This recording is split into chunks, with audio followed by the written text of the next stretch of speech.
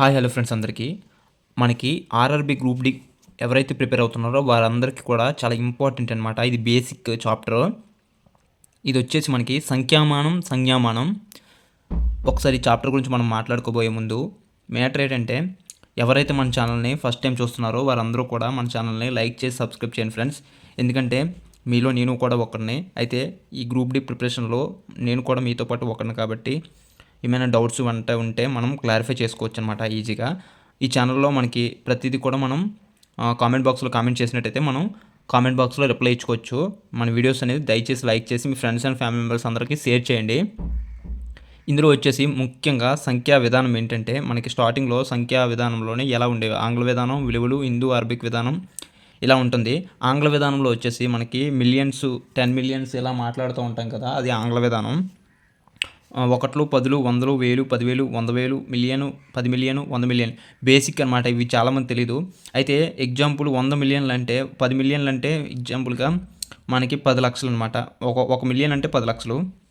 అలాంటిది ఒక 10 మిలియన్లు అంటే ఇంచుమించు 1 మిలియన్కి 10 లక్షలు అయినప్పుడు, అలాంటప్పుడు 10 మిలియన్కి ఎన్ని లక్షలు అవుతుందో మీరు తెలుసుకోండి.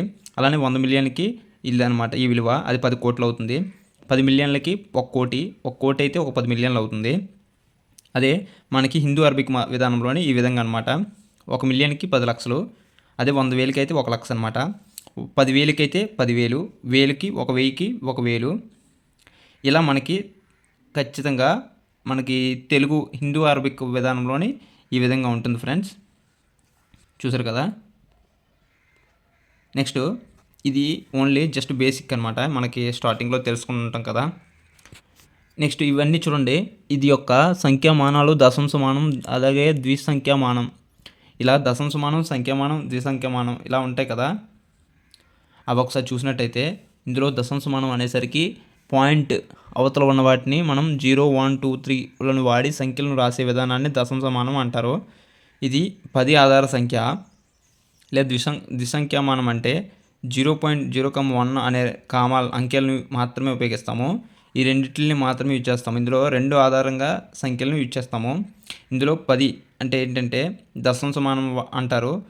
వాడి మొత్తం 0, 1, మొత్తం వీటిని యూజ్ చేసి మనం వాడిన దాన్ని 10 ఆధారిత సంఖ్య అంటారు దీనికి ఇది డిఫరెన్స్. అయితే మనకి ఈ వీడియోలో వచ్చినట్టయితే మెయిన్ పాయింట్గా మనకి బాధినీతి సూత్రాలు మనకు బాగా రావాలి. మనకి ఈ ఎగ్జామ్స్కి బాగా ప్రిపేర్ అయ్యే వాళ్ళకి ప్రతి ఒక్కరికి తెలిసే ఉంటుంది కదా. ఈ బాధినీతి సూత్రాలు అనేవి మనకి బాగా వచ్చి ఉండాలి ఫ్రెండ్స్. చూడండి, 2 యొక్క బాధినీతి సూత్రం ఏంటంటే, ఒక సహజ సంఖ్య ఒకట్ల స్థానంలో 2, 4, 6, 8 లేదా 0 ఉంటే ఆ సంఖ్య 2చే నిశ్శేషంగా భాగించబడుతుంది. అదనమాట దీనికి ఎగ్జాంపుల్. ఇది 1, 2, 3, 0, 4, 5, 6. అదే ఈ సంఖ్య ఒకట్ల స్థానంలో 6 ఉంది కావున ఇది 2చే నిశ్శేషంగా భాగించబడుతుంది. ఇక్కడ చివరిలోని 6 ఉంది కాబట్టి మనకి 6 అనేది 2చే భాగించబడుతుందని చెప్పవచ్చు ఈజీగా. ఇప్పుడు ఇంకోటి ఏంటంటే 3చే బాధినీతి సూత్రం ఎలా ఉంటుందంటే, ఒక సహజ సంఖ్యలోని అంకెలు మొత్తం 3చే భాగించబడితే ఆ సంఖ్య 3చే నిశ్శేషంగా భాగించబడుతుంది అనేది పాయింట్.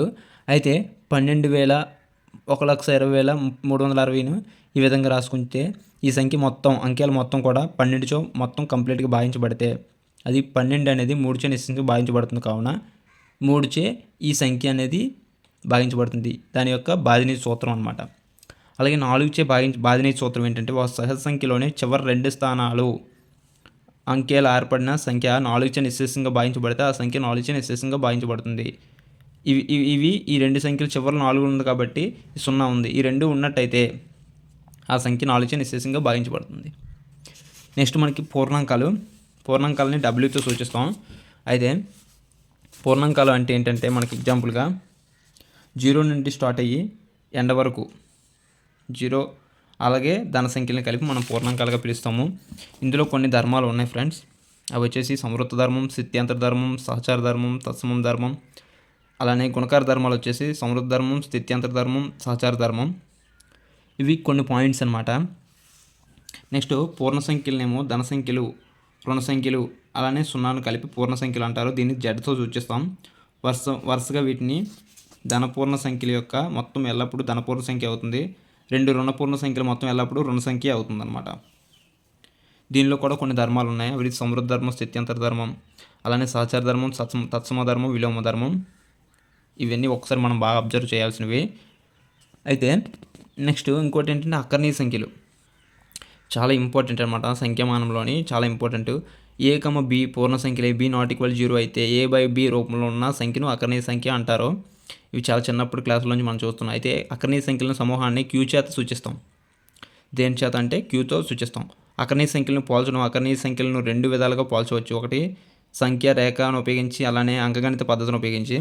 సంఖ్య రేఖ అంటే ఈ విధంగా, అలానే అంకగణిత పద్ధతి అంటే సమాన హారం గల అకర్ణీయ సంఖ్యలు, వేరువేరు హారాలు గల అకర్ణీయ సంఖ్యలు ఈ విధంగా యూజ్ చేస్తామట. నెక్స్ట్ భిన్నాలు.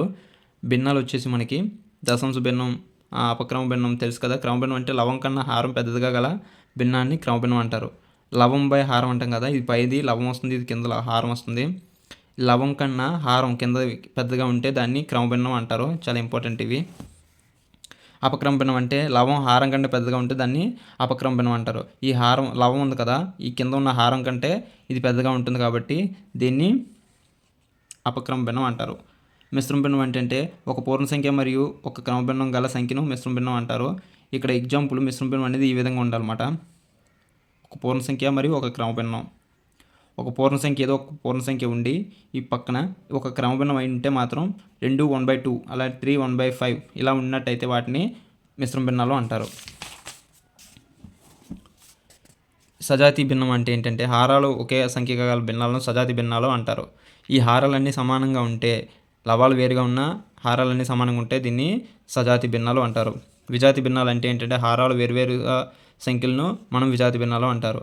అలానే కిందని హారాలు అనేవి వేరువేరుగా ఉన్నాయనుకోండి, దాన్ని విజాతి భిన్నాలుగా మనం పరిగణిస్తాం. సజాతి భిన్నాలకి కొన్ని హారాలకి ఏ విధంగా చూసుకోవచ్చు. మొత్తాన్ని లవంగాను వాటి సామాన్య హారంగాను చేసి భిన్నాన్ని సజాతి భిన్నాలు మొత్తానికి సమానం. ఈ విధంగా చేసినట్టయితే మొత్తం టోటల్ చేస్తే ఫైనల్గా మనకు ఆన్సర్ ఏమొస్తుందంటే ఈ మొత్తానికి సమానం అవుతుంది. ఇది సజాతి భిన్నాల్లో మాత్రం అవుతుంది. ఓకేనా. ఇవన్నీ కూడా మనకి భిన్నాల్లోకి వస్తాయన్నమాట. అందులో ఉన్న రకాలు కూడా. వాస్తవ సంఖ్యలు మనకి వచ్చేసి ఇప్పుడు ఈ వాస్తవ సంఖ్యలో వచ్చేసి మనకి సహజ సంఖ్యల సమితి, ఇది ఎంత సూచిస్తాం. ఇప్పటి వరకు మనం చూసినవి పూర్ణాంకాల సమితి, W పూర్ణ సంఖ్యల సమితి, Z అకర్ణీయ సంఖ్యల సమితి, Q కర్ణీయ సమితి Q1 వాస్తవ సంఖ్యల సమితి R అనమాట. వీటిని మనం ఈ సింబల్స్తో డినోట్ చేస్తాం. ఇవి చాలా ఇంపార్టెంట్. ఓకే, ఇవన్నీ ఒకసారి మనం బాగా అబ్జర్వ్ చేయాలి. ఇవి మనకి యూజ్ అవుతాయి అన్నమాట. ఈ చాప్టర్ అనేది కంప్లీట్ అయింది. ఏంటంటే ఇది జస్ట్ పైన మీకు చెప్పాను. మనం డెప్త్గా ఇంకా ప్రిపేర్ అవ్వాలి. మన వీడియో కానీ మీకు నచ్చినట్టయితే దయచేసి ప్రతి ఒక్కరికి షేర్ చేయండి ఫ్రెండ్స్. Thank you.